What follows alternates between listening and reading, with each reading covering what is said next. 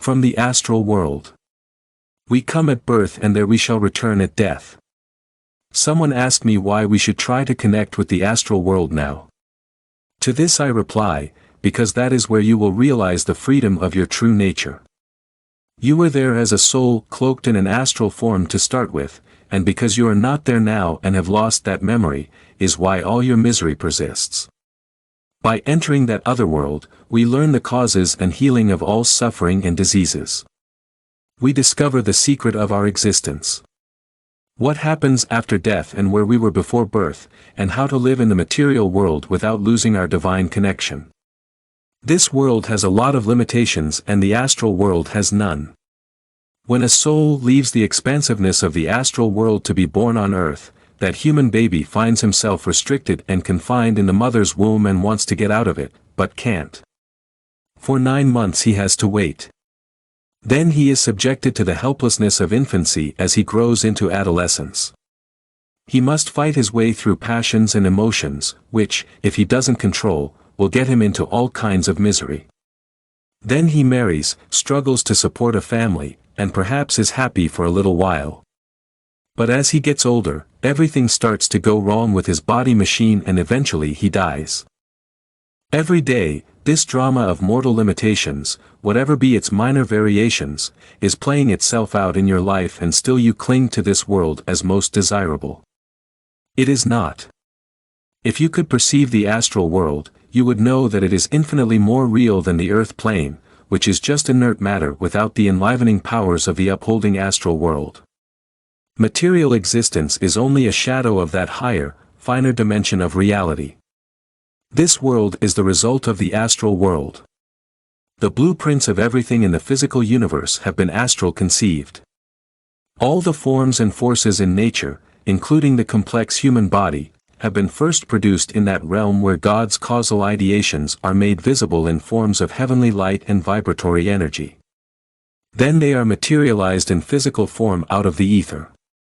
But the astral body of man and the astral counterparts of everything in nature are vastly more beautiful, more vibrant, more expressive of the harmony and perfection of the divine creator than what we perceive when our consciousness is limited to matter.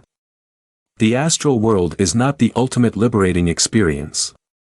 The soul attains complete ascension only through realization of its oneness with the Creator himself. Nevertheless, soul progress begins with the effort to disengage from the delusion of material bondage into the higher awareness of one's finer astral existence. Learn to be more transcendent now. Identify with the life of your astral self and its connection with the astral world. How to get to that higher plane in thought. You are always there, but because you are so identified with the physical perceptions of your thoughts, the underlying astral world that powers those thoughts and perceptions is not as real to you. Your soul sojourns there every night when you are asleep, only you are not conscious of it for just a little while. During wakefulness, the soul is in the material environment. The rest of the time it is in the astral. Whenever you are using the subconscious mind, dreaming or employing its creative power of visions and visualization, you are to some degree in the astral world. So it isn't that you do not get there. You are always there, unknowingly linked with the astral source from which the life and intelligence and sensory powers of your physical body are constantly flowing. You are working from that astral plane even though you think you are a material being dependent on the material world. You are not. You should learn to get acquainted with your real base of operations. Suppose you have 2 houses, one in the slums where there is constant turmoil and fighting going on, and another in the beautiful section of town where there is order and harmony. When you go to your better home, you find peace and contentment. That is what I urge you: live in the consciousness of your finer astral body rather than slumming in the physical. As long as you enslave yourself to the demands and desires of the physical body, so long you are in for trouble. Much trouble. Why are you so attached to the body? Only because you have chosen to be. Meditation is nothing magical. It is the natural process of doing away with attachment to the flesh and transferring your consciousness to the spiritual side of your nature. We meditate not only for the peace and joy and happiness it brings, but also to free ourselves from the limitations of material existence. The body is a remarkable machine. Normally it keeps on running for decades. Yet it is still a nest of troubles. Heat and cold. Disease and weakness and pain are always assailing it. The doctor, like the mechanic who repairs automobiles, can often repair the body, but the real control of the physical body is in the astral world with many chronic diseases. No doctor knows what to do to effect a cure, because any trouble of karmic origin, deeply imprinted in the astral body, cannot be healed by purely physical means. The cure lies in employing the proper flow of subtle life, energy and consciousness from the astral body in astral plane. Just as when the lights in your house go out, you have to check the wiring back to the dynamo. If there is something wrong there, the whole electrical system of the house will be out of order. So with chronic disorders of the physical body, you have to repair your flawed connection with the astral body. Dynamo of power. Everything in the material world is a copy of its counterpart in the astral world, but the material manifestation is a gross one, limited and distorted by the law of relativity. The principle of duality or relativity is inherent in creation. Shadow as well as light is necessary to apprehend the universe of separate forms and creatures. Relativity operates in the astral world too, but on that plane there are no fixed limitations. Everything is perceived as different vibrations of light, not else in the material world. Delusion is deeply embedded in that law of relativity, preventing the physical consciousness from understanding things as they really are. You don't perceive things in their essence as light, because the instrumentality of your physical senses is too gross. You instead experience the relative difference between solids, liquids, and gases as so radical that if you leave the solid shore and try to walk across the liquid ocean, you drown in the astral world. Even though you can cognize the shore as solid and the ocean as liquid, there is no drowning in the astral liquid. You differentiate the solids from the liquids only as varying vibrations of light, which do not clash with each other. You can glide just as easily through solid light and liquid light, or you can walk on liquid light in your solid body of light. As Jesus showed when he walked on the water to him, both his body and the sea were not but relativities of astral light, which he could alter at will by the power of the mind. He demonstrated that a fully God-realized master can control the astral light underlying material creation. That is how he performed his miracles, such as healing the sick and raising the dead, feeding multitudes with a few loaves and fishes, and resurrecting his own body. There is not one human experience you can think of for which the astral world has not an exact duplicate.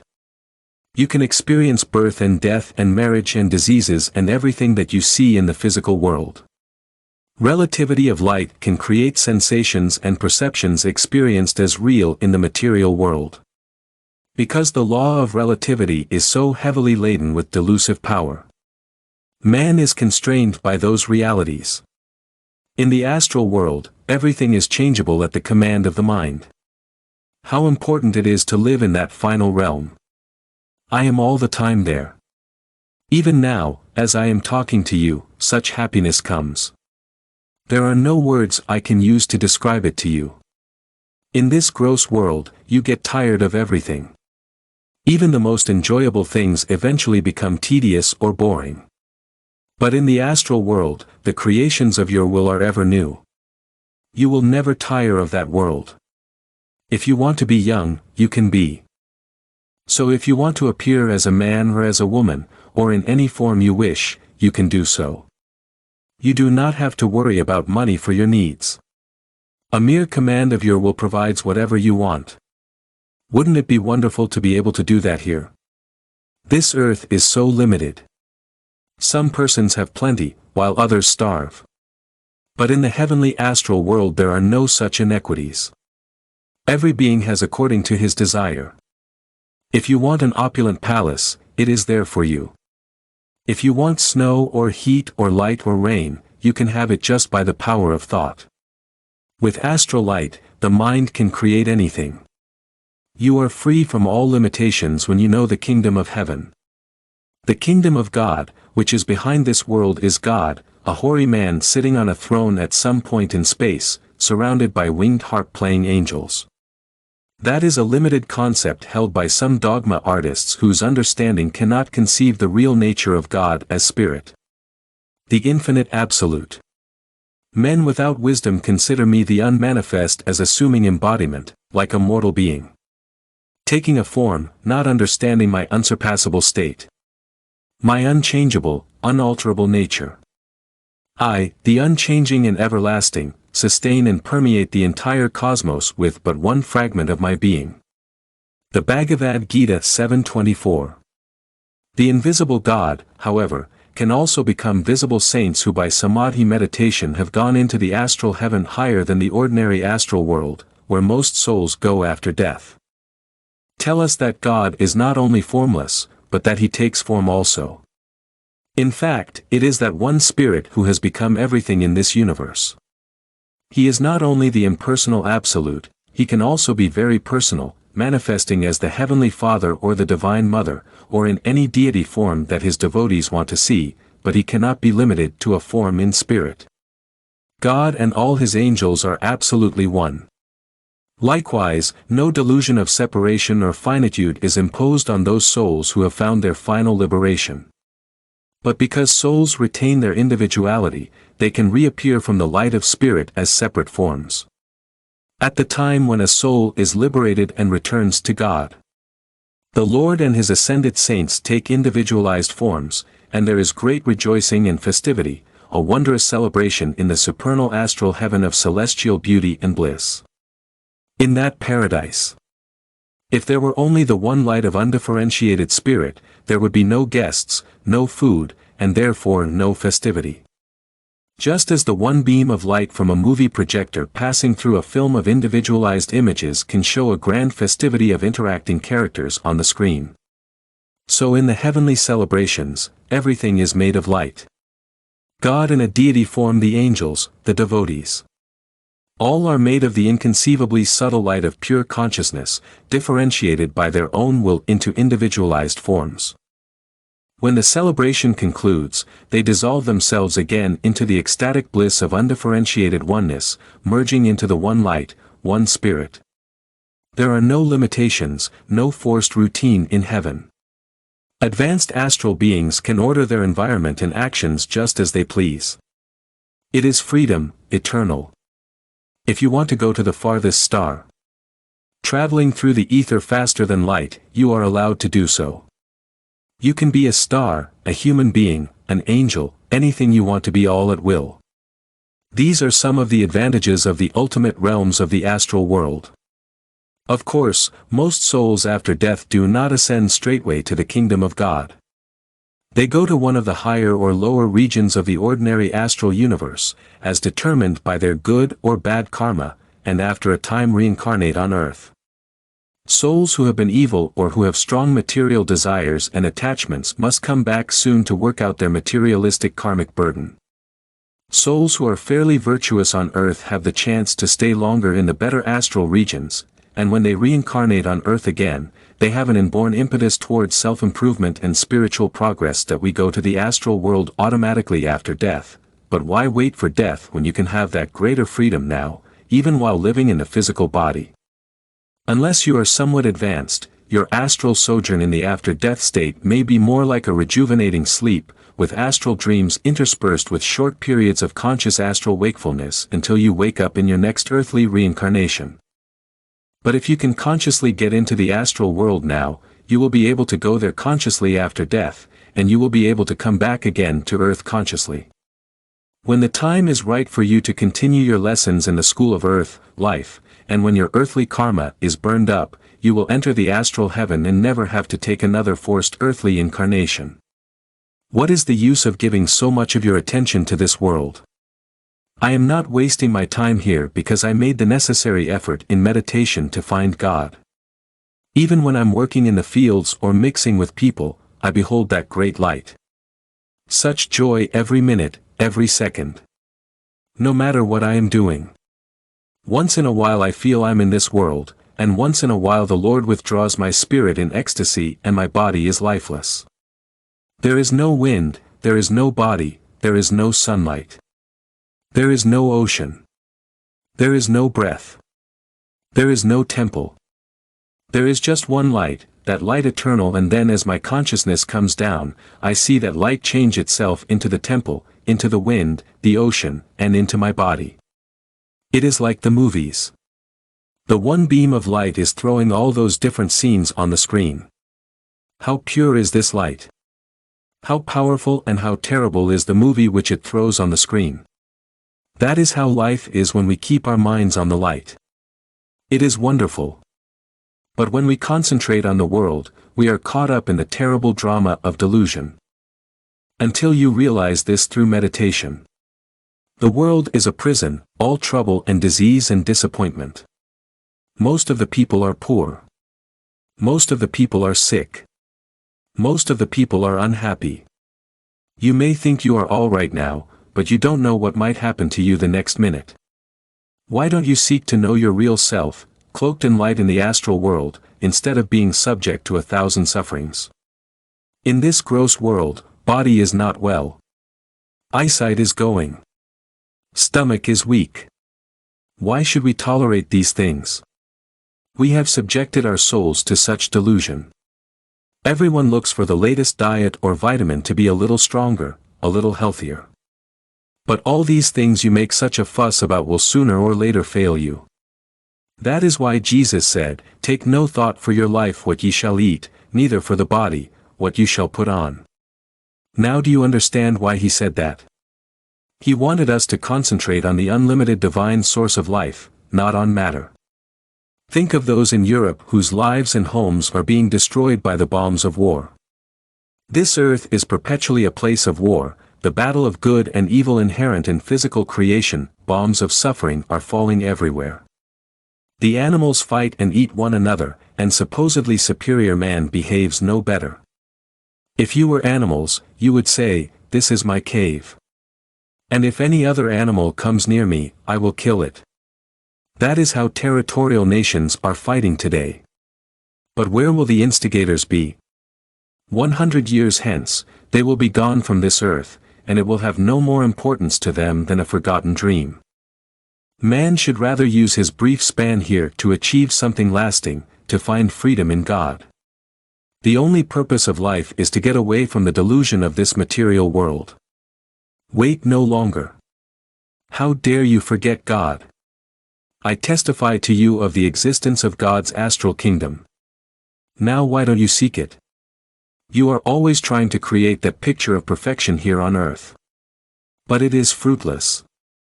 You will never succeed, for this world is a place of too many limitations. That utopian dream is but the lost, forgotten memory of your experience of the astral world. Methinks that sometime, somewhere beyond the sky, in a little kingdom all my own, I built a castle of my dreams. A beautiful garden paradise all my own. Methinks I lived there long in perfect happiness. These kinds of dream imaginings are subconsciously present in the minds of everyone, and there is a way to realize those dreams. Imagination is not unreal. It is the borderland of what is yet to be real. Everything you imagine can be created by a will that is guided by wisdom. Jules Verne wrote wonderful books of science fiction, but today those imaginings are real. Think of all the wonders that once were considered fantasy but have now come true. Somebody imagined the automobile and someone else imagined electric lights, and another imagined the airplane and so on. And now these marvelous inventions are commonplace. Imagination is a portal through which you can transcend the imposed limitations of this world. All creative persons use this power with wisdom and will. Whatever you can imagine and continue to imagine can become real. I tell you that things which do not exist now in this world will be created for you. Imagination can be materialized. When you develop spiritually, you can materialize your thoughts when you sit still and let your imagination go as far as you can into the realm of your cherished dreams and goals. And if you can hold your mind to one pointed concentration on the image of what you want to achieve, it will be shown to you in a true-to-life vision. And if you apply strong willpower to realizing that vision, ultimately it will manifest. Healings can be effected. Success. Success is attained. Disasters in your environment lessened or avoided. seemingly impossible needs or worthy wishes fulfilled. Your mind, united with your soul, is such a powerful dynamo of spiritual existence. And yet you don't utilize that power. Why shouldn't you? By increasing the intensity of your concentration and calmness, you can consciously realize your connection with the unlimited realm of the astral world. In meditation, when you think you are the calmest you can be, try to be even more calm. Gradually, your consciousness will become attuned to that higher dimension. Get out of limiting material consciousness and you will see your mind's imaginings working to manifest all your wisdom-guided dreams through the universal underlying creative astral powers to develop mental imaging. I used to sit in a room and concentrate on visualizing everything in another unseen room, until my immediate surroundings disappeared and I was seeing in exact detail everything in the other room. By practice, develop proficiency in visualization, concentrating the mind's eye on what you wish to achieve and devise realization. Banishing any images that distract from what you are concentrating on.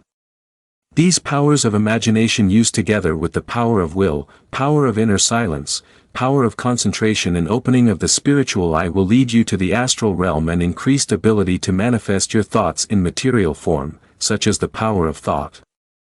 The Lord's creative principle that brought everything in the universe into manifestation first as causal ideas of consciousness, then as subtle light forms in the astral world, and then by materialization of those blueprints in the physical world.